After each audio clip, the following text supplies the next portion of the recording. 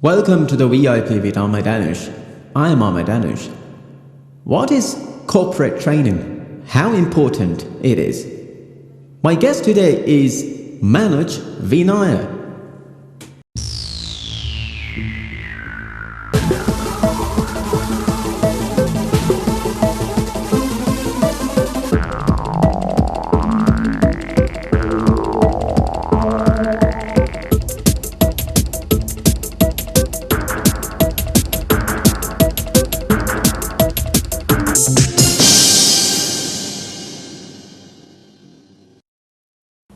Manoj Vinaya, very warm welcome to the VIP with Ahmed Anush.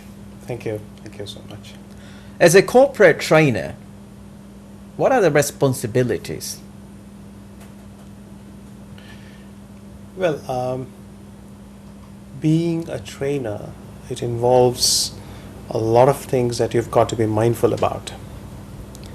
The first and the foremost thing is that you need to understand the need for training. So if the need for training is not properly assessed, I don't think you will ever achieve the objective of the training program itself. So in short, the principal responsibility of a trainer is to understand what exactly is the need of the trainer, what exactly is the need of the training program itself. So you, as a corporate trainer, you've been in this field for quite some time. How many years? I would say ever since I came to Maldives, I have been doing some form of training or the other. It's almost 21 years. When did you came to Maldives? 1993. So it's almost 21 years. So still that time to this time, you're officially residing in here. That's right. So look, I'll be talking about your experience in the Maldives a little bit later, but right now, corporate training, Maldives is quite, is it this corporate training sort of concept, quite new thing to Maldives? I mean, of course, it has been people, the companies, they conduct these trainings for their staff, but as a whole, are they actually the corporations, or not corporation, companies and corporations in here, are they actually taking the real advantage of this, not only the training done by you, also other people? Well, to answer to the first part of your question, yes, as long as a business exists, there is a need for consistent and continuous training for its staff, its systems, and the entire environment of the business to be furthered, or some form of progress to be achieved. And to answer to the second part of the question that you said, like, do companies take full advantage of the corporate training programs? My answer is yes as well as no. We have some companies who are professionally run, and these companies, they really realize, recognize, and appreciate the need for consistent and continuous training for their staff. But whereas actually there are companies which actually, it's not that they don't realize the need for training, but they have severe constraints on their budgets. They have got severe constraints on the number of staff who can be dispensed for training. So we have two categories of businesses actually. One category of business where actually they are very well staffed, professionally staffed, and they do recognize the need for training, and they have got the resources for training. They have got a training manager, or they've got actually the capacity to hire a trainer from outside for their training programs. As I told you, the second group of organizations are small in size. They do recognize the need for training, but somehow or the other, they're too busy in their existing work that they realize only at a later stage that staff should have been trained. Okay, a company's main purpose is to generate profit, that's for sure. But what is the link between this corporate training and this profit of the company? Well, it's not very complicated. It's a direct link. See, profit does not generate itself just once. If you look at sustainability in business, if you look at business in the long term, you need to do it professionally. And it's not just the product, but I think it's the delivery, it's your service that matters. So if you've got to improve on the service component, and if you've got to improve on the delivery components, you've got to be improving on your quality of service. And this quality of service cannot be achieved unless and otherwise there is continuous and consistent input in terms of staff development. And this can come only through a training program. The concept, one thinking is that, okay, staff will come and go. There will be a lot of people can hire. I mean, the company can hire, so there's no need to worry. Even the staff, the staff sort of there's no need for training. That's thinking of some, executives, throughout some companies. So, what is the thinking all about? True enough, it is not only the thinking, that's what is really happening in the country. And there is a large volume of staff turnover in most of the organizations. Work attitudes is possibly one reason why this is happening. The attitude which you mentioned about, like, I can always hire another person if my staff leaves also, that's another attitude, and that is also responsible for this situation. Now, as far as I see it, training does not really confine itself to just skills.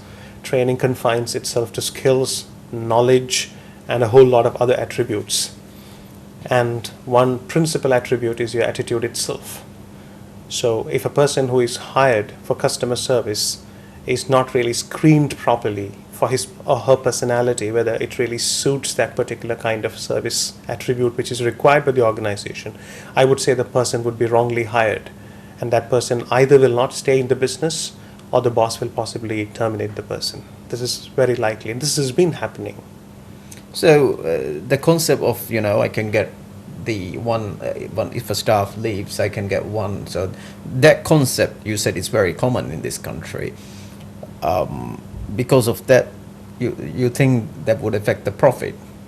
And Obviously. okay, affecting the sort of the profit. Let's leave that part. That's for sure. Then, which other dangers for the organization? Now, see, when you say profit is affected, it means actually the existence of the organization itself is affected, because, like what you said, if an organization exists for profit, unless and otherwise it's a not-for-profit organization or a non-profit organization or a voluntary organization. Even voluntary organizations need a lot of sustainability in their operations. See, for example, you as an end customer would never be happy if I keep on changing my staff every month. You've got to deal with a totally new person. So business is one area where familiarity generates business. Even though we say in normal English, familiarity breeds contempt. It's wrong in business. I would say in business, familiarity generates business. So unless and otherwise you know each other, unless and otherwise you do a lot of contact building, business in the general environment is not possible. So you said that the profit thing. I'm just wondering what other dangers would be like, that would be for the company. Now, as I told you, it's not only the profits which will be affected, say employee welfare at large, the morale of employees who are in the other sectors of the same company, or possibly, people would generally have an impression that, this is one organization where staff keep turning on. So what happens is actually it's not really advisable for me to join this organization. So basically the employment reputation of the company itself can be marred if staff keeps on changing every week or every month. So in effect, what happens is consequent to profitability being affected, business volumes can go down, customer relations can be affected, in the whole process of following or adhering to standard operating procedures. New employees will find it very difficult to do it, and at the end of the day, what happens is the organization will earn the reputation of being a bad employer. Corporate trainers may be hired full time, I mean, in that particular company, but it's not very common in this country, full time sort of training managers or corporate trainers. Mostly it's sort of a freelance base, right? Freelance style, isn't it? So you also have been conducting in this way as a freelance corporate trainer, or in the past you have been, full time as a corporate trainer? Well, the need for training is not actually a generic need. It can be specific also. See what happens, it all depends on what kind of organization are you really giving the training program, offering the training program to. To answer to the first part of your question, there are organizations which have got resident trainers, who've got trainers full time, especially in the hotel industry, in some of the resorts. You've got full time professionals who are actually trainers, or they organize training programs.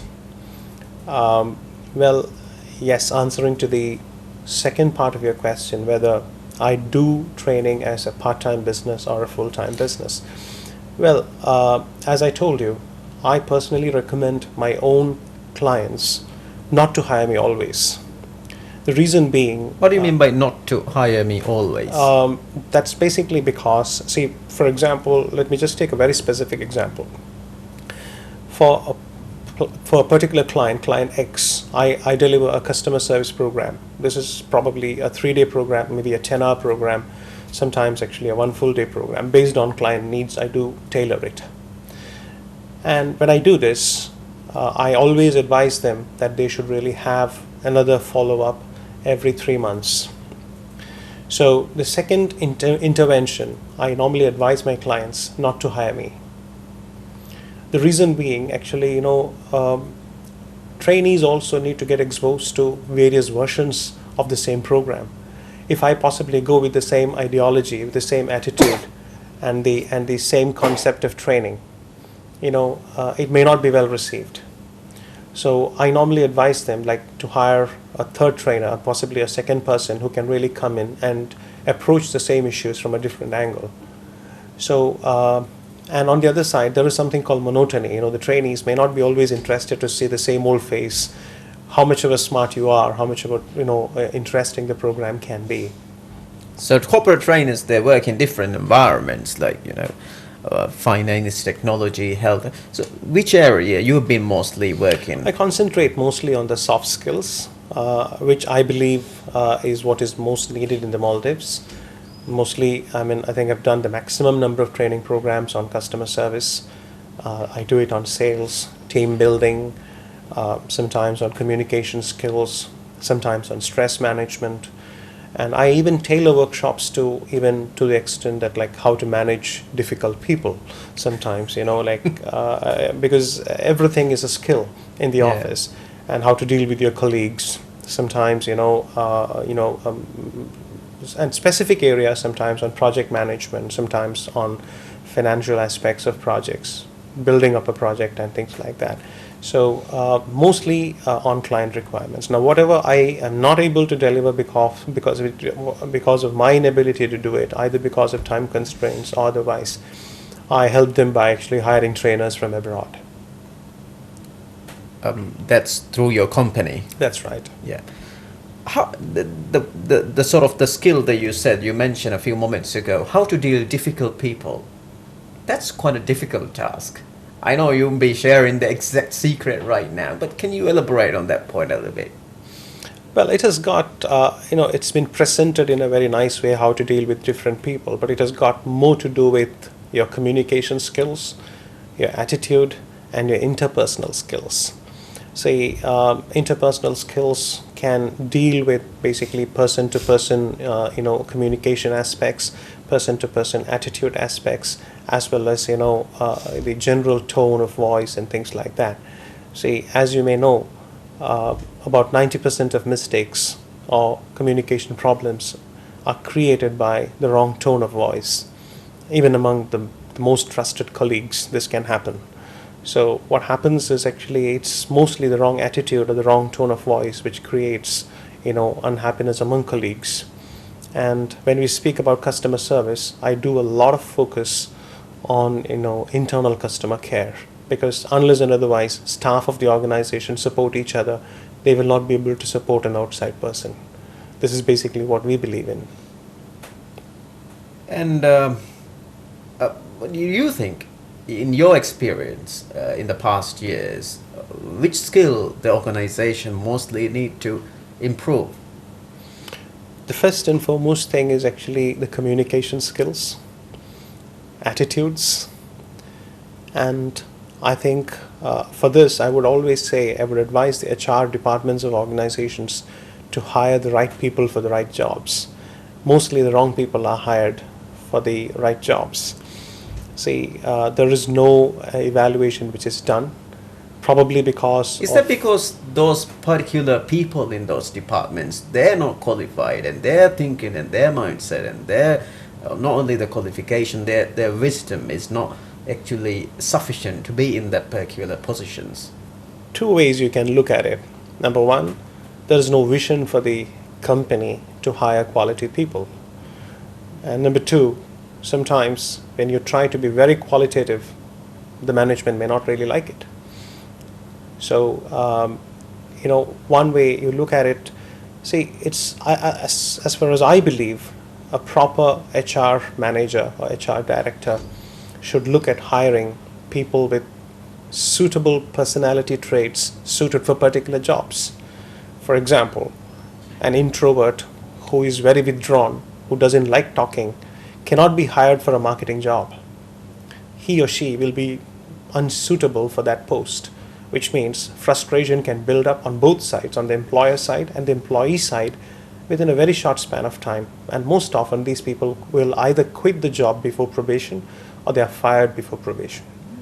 Yeah, a company is, very much dependent on different departments or different sections or different areas. Um, what do you think? What is the best way, and what is the most important, or what's the more effective way to those particular department heads to be accountable to the company? What's the best way?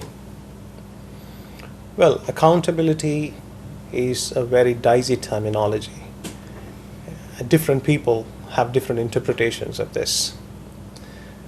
But what I have found most often is actually people saying that that was not my job, I shouldn't have been responsible for that. So we normally call it the BSE culture. That's the blame someone else culture.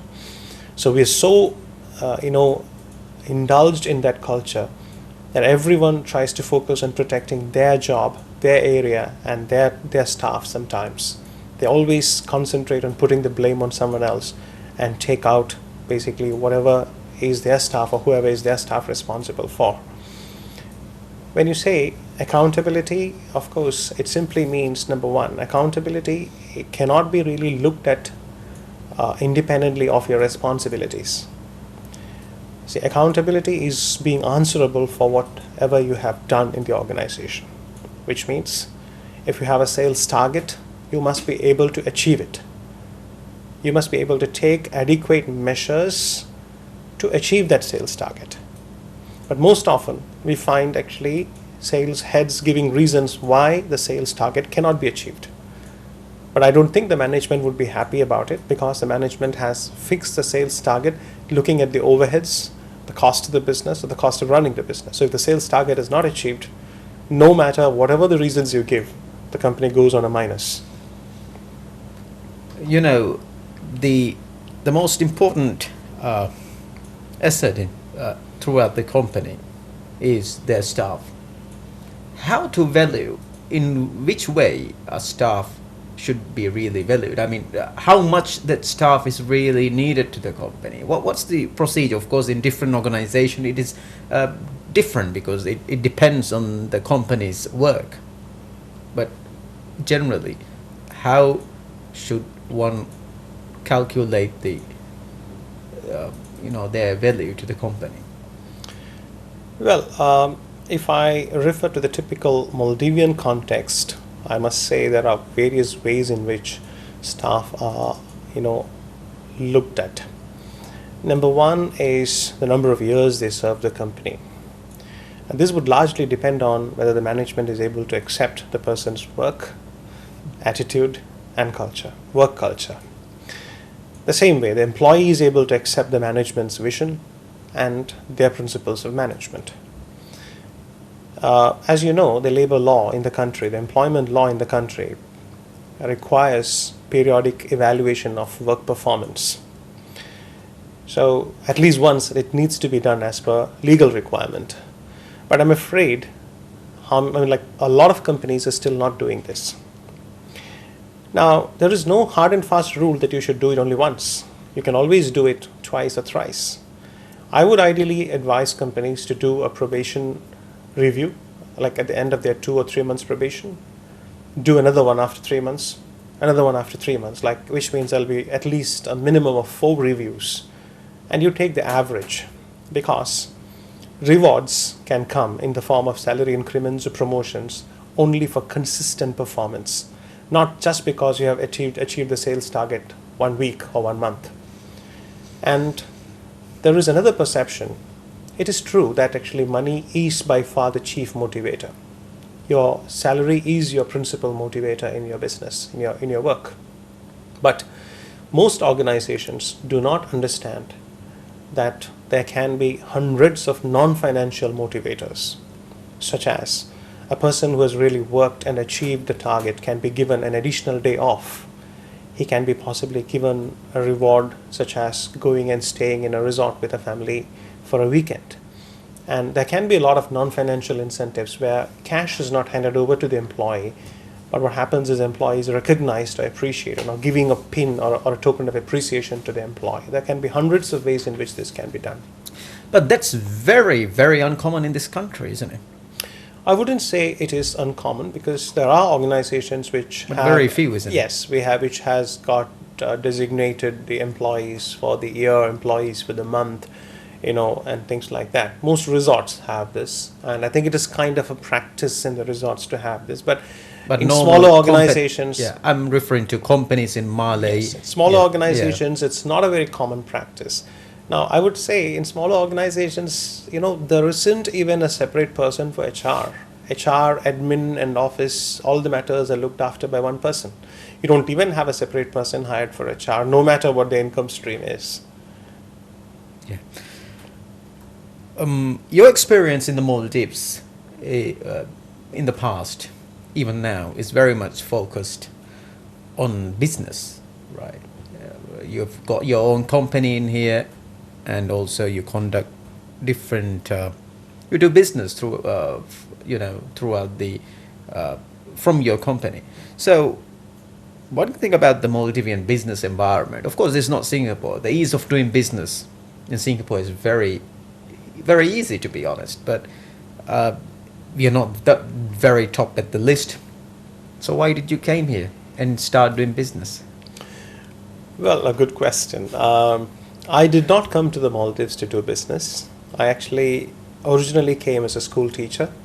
Way back in 1993, I worked as an economics teacher at Armenia School for about 7 years. And when I left Armenia, I joined up Villa Shipping and Trading Company as a human resources development manager. I worked in the training and the scholarship side actually for about 5 years. After which actually I had joined up another company called Falim Group. They were into diversified range of business. They were into education, they were into IT, they were into software, they were into tourism development.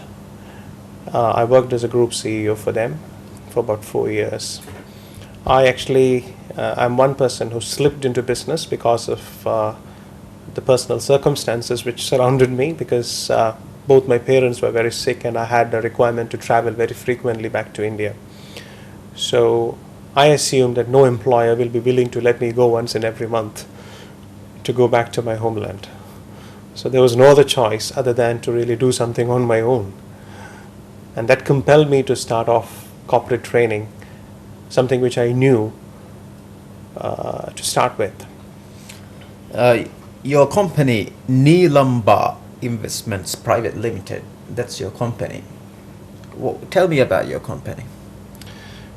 Well, Neelamber Investments is actually an investment company.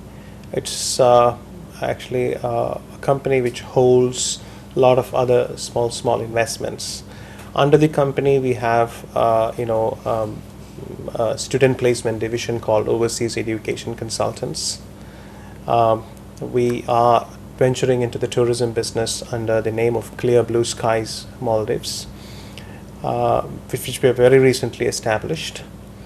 We own a group of 3 restaurants, we have most of them, actually two of them are Indian specialty restaurants. One is called Papadums, other one is called Achas Papadums, and the third one is a typical Maldivian cuisine restaurant at the harbor side. It's called Tawa.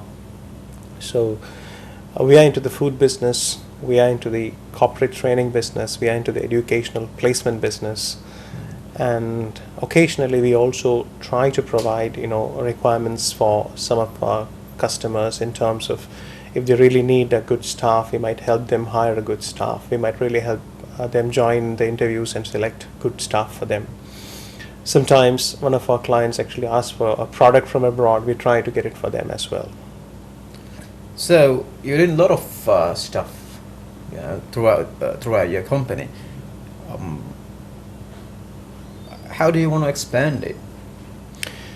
Well, I would say Maldives is a country where actually you should not be really looking at large volume business because the market size itself is limited, population is limited. Unless and otherwise you gear your business towards directly the tourism industry, then of course you can have possibilities for expansion. So that was one of our major step forward, and that is one reason why we have really decided to go into the tourism side. Very recently we have established Clear Blue Sky Maldives actually as a tourism venture in order to really help in holidays. So I think any industry in the Maldives can expand only if it looks towards tourism. Maldives is a small country. You said that that the population is very important.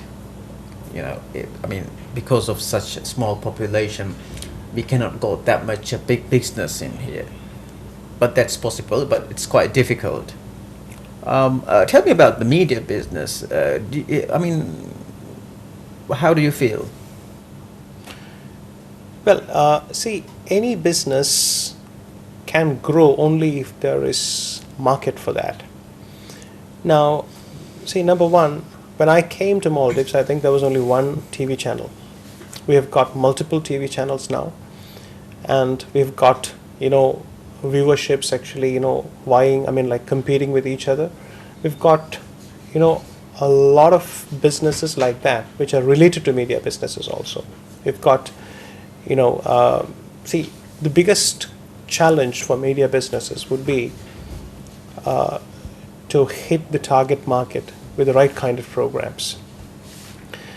So as far as I see it, any media company which brings or which delivers quality programs and socially relevant programs can make a hit in the society. I don't know, I have my personal version of this. I still feel that media companies are still a lot more either reserved or they're not really daring enough to run social awareness campaigns. Is it because Maldivian many media organizations, they're run by quite rich people? See, this has got nothing to do with the richness. Now, as far as I see it, for any job, for any profession, it can be delivered best if you have a passion for it. So I believe that any company takes birth because somebody in the line had a passion for it, and that person should possibly take it forward. So I feel that a lot of socially relevant issues need to be discussed, and people need to really come out daring enough, accept that yes, we have this issue and this is how best this can be resolved. So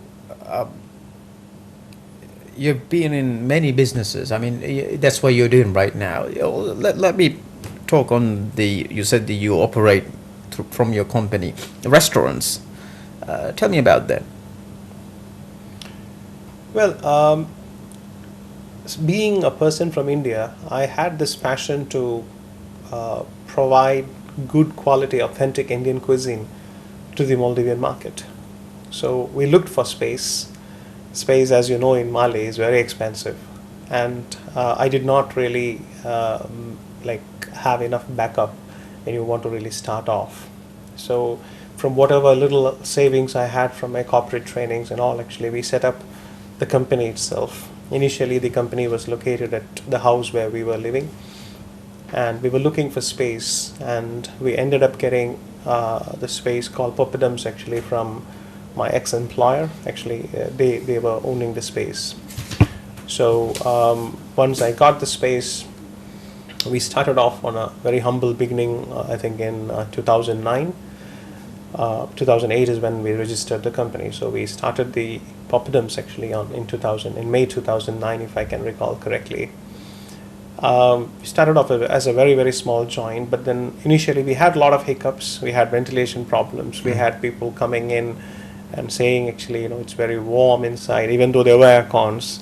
And we had a lot of issues. But then, of course, slowly, but gradually, we could really convince our customers that we really mean business. Basically, because we have, I would say, we've never had major problems with regard to the quality of the food.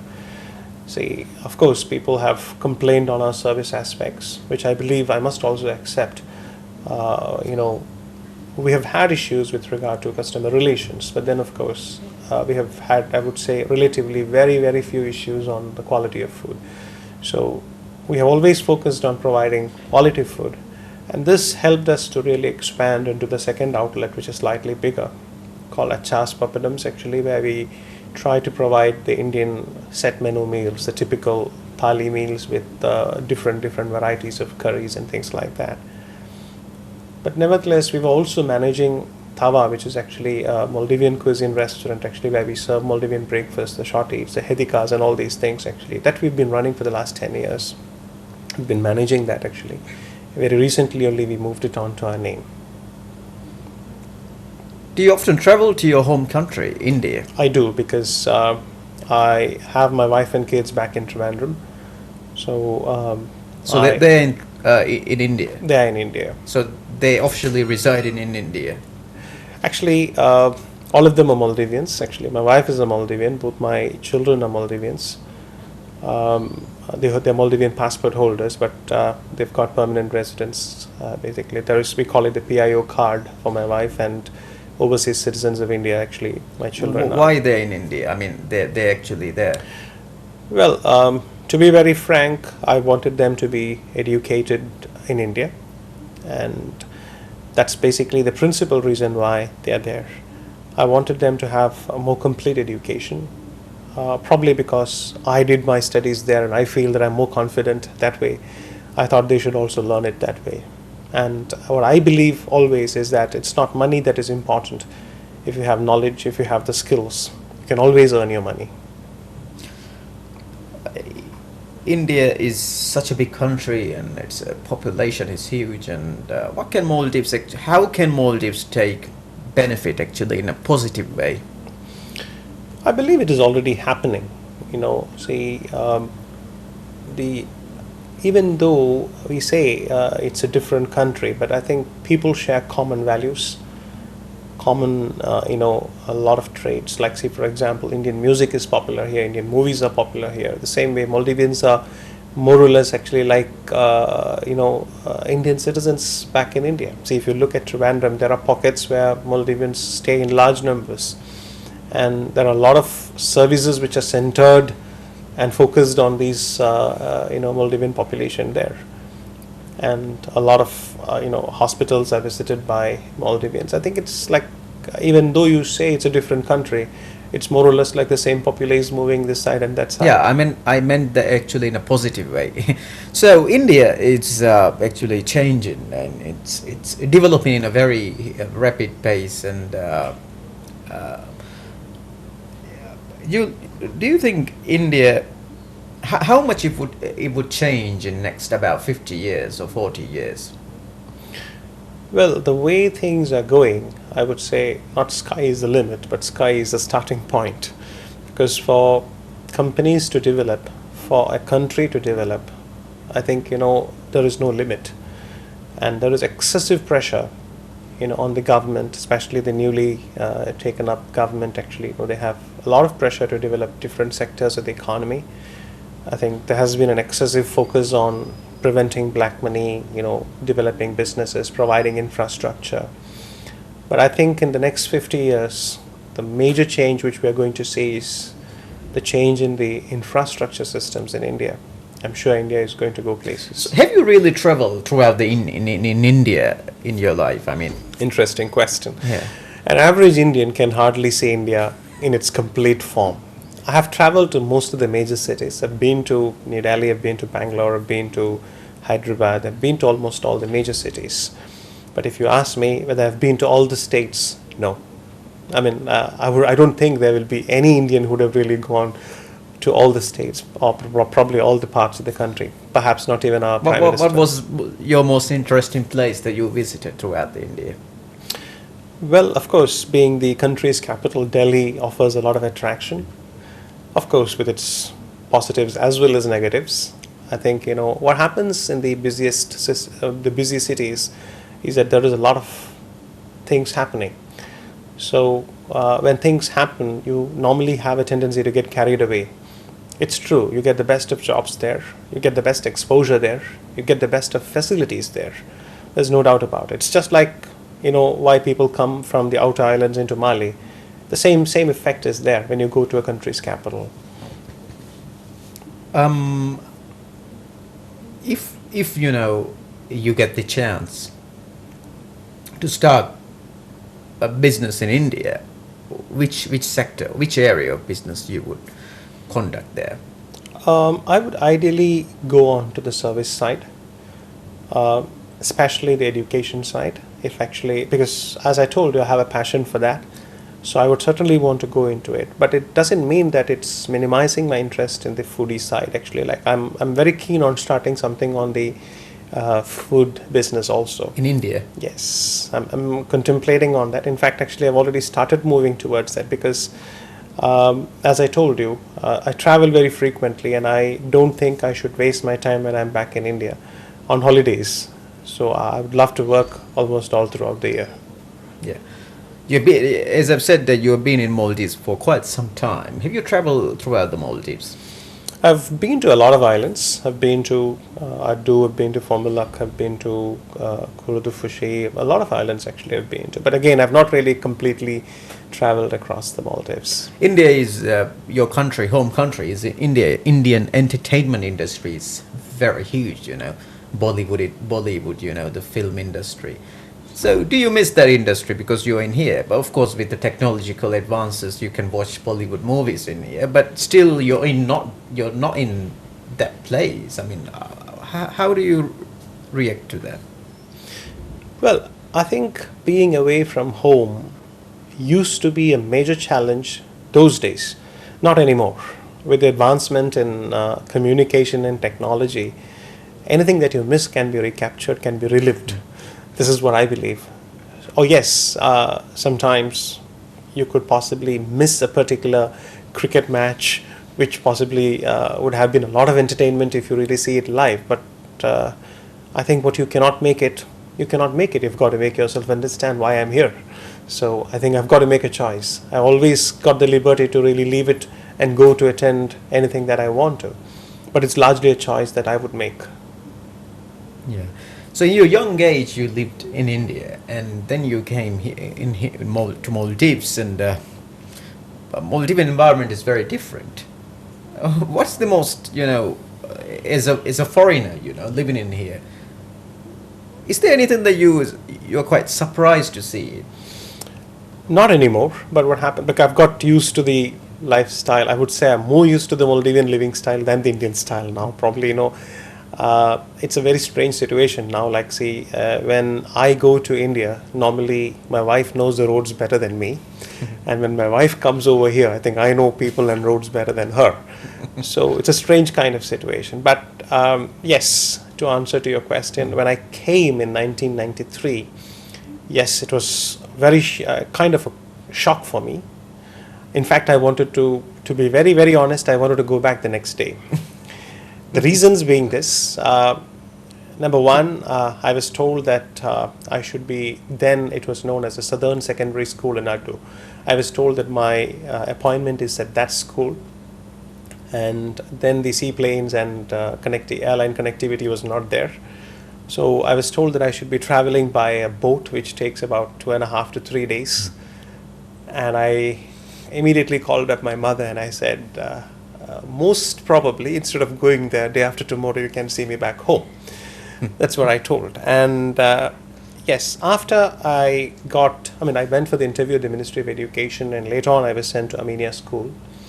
I attended an interview there also, and I was appointed as an economics teacher there. As a teacher, I felt certain things in sharp contrast from what we really have it in India. Like, see, what happens is, in India, teachers are respected a lot, actually. The students fear the teachers for so many reasons, actually. And that's basically maybe part of the culture. I don't know, that's basically how we have been that has been infused in us. It's not that we respect the teacher out of knowledge, but that I think we have been told to respect, so we normally have a lot of respect for our teachers. I'm not saying that actually students don't respect here, but what happens is here the first thing which I found, and that was back in 1993. That's what you're right, sharing. I found quite shocking was people call the teacher by their names. So I was known as Manoj. That's how they used to call me. Hey, Manoj is coming. That's how possibly. And I was thinking, it was quite surprising for me. It's not only for me. I think I have heard this from a lot of people. And later on, of course, I think it took me a couple of years to understand that it's not out of disrespect, but of course, I think each culture, each society has its own ways of really, showing respect, or maybe really, expressing it. So I believe some of my students themselves have told me that it's not that actually, but some of them they used to call sir. There were so many things like that actually, which really came in sharp contrast. Then I think, as I told you, you go to any part of the world, you'll find things which are not probably, of your style. But I think once you go there, you've got to adapt. That's what I feel. I even tell my colleagues, no matter what you found in India, don't forget why you came here for. Yeah, you did your higher studies in economics. You did your bachelor's degree and a master's degree in economics. Why didn't you do, your PhD? Have you ever thought of? Yes, in fact, I got real good offers also, because while I was working in Villa, because I used to be really providing placements for students, I used to work in the Villa scholarship side for about, out of the 5 years or 4 years I've spent on that. And I had all the exposure from reputed institutions to do a PhD on a block mode, basically like not being there, actually I could travel and do it. I don't know, at some point, marriage came in, family came in, and I think I was not able to really focus very much on the PhD side. And added to that, I thought a PhD is a requirement mostly as an academic qualification, especially if you're planning to lecture in a college or a university. When I joined Villa itself, I had given up my dreams of being a full-time teacher. So I was always sure that teaching as a profession is not going to leave me, but I focused mostly on short-term programs. So I would say willfully I have agreed that I will not do PhD, not because I was lazy, but I thought probably an additional MBA might be a better qualification than a PhD itself. How long you'll be living in this country? Did you ask I will be? Yeah, yeah. I'm not too sure, because as long as I think conditions are favorable for me to work and earn a living. See, I need to really support my family, no matter how many businesses we own. I think my principal objective is that. As I told you, I did not plan and come to establish a business here. And I have just slipped into business due to circumstances. So basically my principal objective will be to really work and earn a living for my family. So as long as conditions are favorable here, I would stay here. That's what I can say. Manoj V. Nair, thank you very much for being on the VIP with Ahmad Anush. Thanks a lot. Thank you so much for your time as well. Pleasure.